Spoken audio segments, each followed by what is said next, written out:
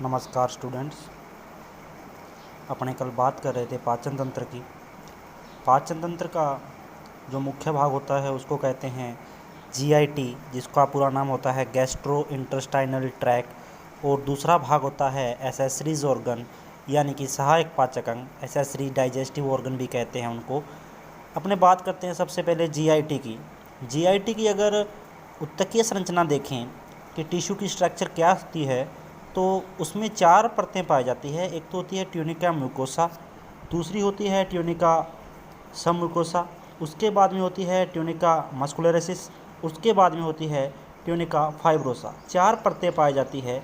ये चारों परतें होती है मुख से लेकर गुदा तक होती है, वो समान पाई जाती है। यानी कि मुख वाले भाग से लेकर गुदा वाले भाग तक जितनी भी परतें पाई जाती है ऊतकों की, वो सारी समान पाई जाती है। अगर ट्यूनिका म्यूकोसा की बात करते हैं, म्यूकोसा होती है वो मुख में पाई जाती है। सबसे ज़्यादा बात करें तो यहाँ पर लेमिना नाम की ग्लैंड्स पाई जाती है, यानी कि इस परत के अंदर लेमिना ग्लैंड्स होती है, वो सबसे ज़्यादा मात्रा में पाई जाती है। अगर बात करें, आगे बात करते हैं मुख की।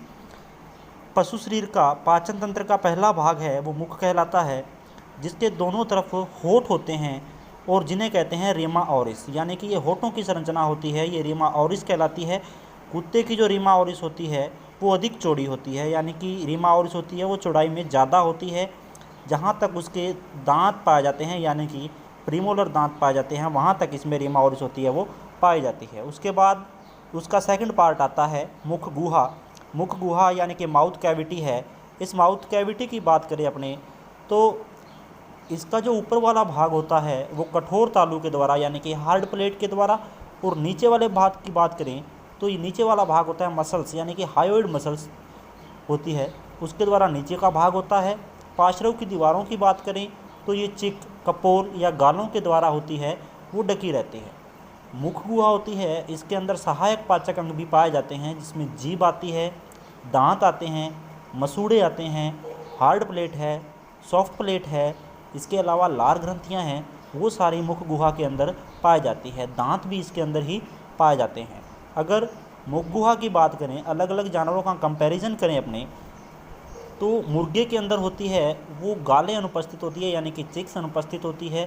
कारण ये रहता है कि मुर्गे के अंदर होती है वो चोंच पाई जाती है, जो मैक्सिला, प्रीमैक्सिला और नेज़ल बोन है उनके द्वारा मिलकर बनी होती है। और मुर्गे की जो मुख गुहा होती है वो त्रिकोणाकार होती है, क्योंकि आपने देखा होगा जो चोंच होती है वो त्रिकोणाकार होती है, उसी शेप में उसकी मुख गुहा होती है। आगे बात करते हैं अपने लिप्स की, होठों की। होठ होते हैं वो मांसपेशियों के बने होते हैं, और जहाँ पर दोनों होठों का जुड़ाव होता है उसे कहते हैं कोमिशोर, यानी कि जहाँ पर दोनों होठ जुड़ते हैं उसको कोमिशोर कहते हैं। कोमिशोर नाम की एक संरचना होती है जहाँ पर होठ जुड़ते हैं। जैसे आपने देखा होगा कि गाय भैंस में भी होती है, मुर्गे के अंदर तो चोंच पाई जाती है। अगर दूसरे जानवरों में बात करें, कुत्ते की बात कर लेते हैं अपने, तो आपने देखा होगा कि कुत्ते के मुंह के अंदर जो रीमा ऑरिस होती है और जो कोमिशोर का जुड़ाव होता है वो बहुत अधिक लंबा होता है। आगे अपने बात करते हैं मज़ल की, यानी कि मुख गुहा के ऊपर ही बात चल रही थी। एक मज़ल नाम की संरचना होती है, जो दोनों नासा छिद्र होते हैं, दोनों नासा छिद्रों के बीच की जगह है, उसको मज़ल कहते हैं। और ये मज़ल वो भाग होता है जहाँ पर बाल नहीं पाए जाते हैं, यानी कि यहाँ पर किसी प्रकार के हेयर्स होते हैं वो नहीं पाए जाते हैं, लेकिन घोड़े के अंदर मज़ल के ऊपर बाल पाए जाते हैं। और ख़ास बात यह है कि घोड़े की मज़ल को फिल्ट्रम कहते हैं। मज़ल का दूसरा नाम प्लेनम भी है। अगर घोड़े की बात करें तो घोड़े में जो होठ होते हैं वो अधिक क्रियाशील होते हैं, यानी कि चेलमान होते हैं, अधिक चैल गति करते हैं, और इसकी जो बीच वाली जगह होती है इसको फिल्ट्रम कहते हैं। कुत्ते में भी फिल्ट्रम ही कहते हैं। अगर अपने सूअर की बात करते हैं तो सूअर में इसको स्नोट कहते हैं, यानी कि थूथन कहते हैं हिंदी के अंदर। और आपने हड्डियों के अंदर पढ़ा था, एक सूअर होता है, सूअर के थूथन के अंदर एक हड्डी एक्स्ट्रा पाई जाती है जिसको बोलते हैं ऑस रोस्ट्रम कहते हैं। मुर्गे के अंदर मैं आपको बता चुका हूँ चोंच पाई जाती है, इसलिए इसमें फिल्ट्रम है, चिक्स है और फिल्ट्रम वगैरह है वो अनुपस्थित पाए जाते हैं। होठ भी इसमें अनुपस्थित पाए जाते हैं। आगे अंदर एक भाग होता है मसूड़े, जो कठोर ऊतकों के द्वारा, यानी कि डेनस फाइब्रस टिश्यू होते हैं, उनके द्वारा इनका निर्माण होता है। अंदर एक संरचना आती है जो छत का निर्माण कर रही थी, हार्ड प्लेट है, जिसको हिंदी में कहते हैं कठोर तालू। तालु दो प्रकार के होते हैं, एक तो होते हैं कठोर तालु और एक होता है कोमल तालु। अगर कठोर तालु हार्ड प्लेट की बात करते हैं तो हार्ड प्लेट है, इसके मध्य में एक रफ पाई जाती है, यानी कि एक लाइन पाई जाती है जिसको बोलते हैं सेंट्रम रफ कहते हैं। इसके अंदर रिज पाए जाते हैं, रिज कहते हैं उभारों को। इसमें बहुत सारे उभार पाए जाते हैं, लगभग उभारों की संख्या होती है 15 से 20 तक की होती है। और इसका जो फर्स्ट होता है इसको बोलते हैं पैपिला इंसिविया। पैपिला इंसिविया होता है, ये सबसे चौड़ा भाग होता है।